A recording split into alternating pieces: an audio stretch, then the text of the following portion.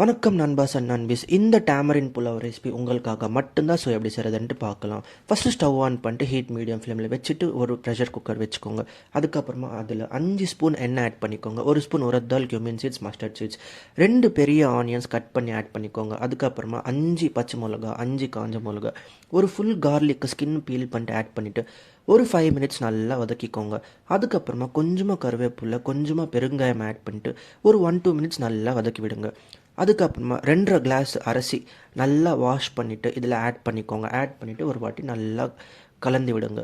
அதுக்கப்புறமா 4 class tamarin water இதில் add பண்ணிக்கோங்க. 1 கிளாஸ் நார்மல் தண்ணி ஆட் பண்ணிவிட்டு ஒரு வாட்டி நல்லா மிக்ஸ் பண்ணி விடுங்க. இப்போ ஃபைனலாக கொஞ்சமாக கொரியாண்டர் லீவ்ஸு, ஒரு 1/2 ஸ்பூன் கல்லுப்பு ஆட் பண்ணிவிட்டு ஒரு வாட்டி நல்லா கலந்து விடுங்க. கலந்து விட்டுட்டு மூடியை க்ளோஸ் பண்ணிவிட்டு மீடியம் ஃப்ளேம்லேயே 2 விசில் வர வரைக்கும் குக் பண்ணிக்கோங்க. 2 விசில் வந்ததுக்கப்புறமா ஸ்டவ் ஆஃப் பண்ணிட்டு ஒரு 10 நிமிஷம் அப்படியே விட்டுடுங்க. அதுக்கப்புறமா லிட்டு ஓப்பன் பண்ணி பார்த்தீங்கன்னா ஒரு சூப்பரான அருமையான டேமரின் புலாவ் ரெடி.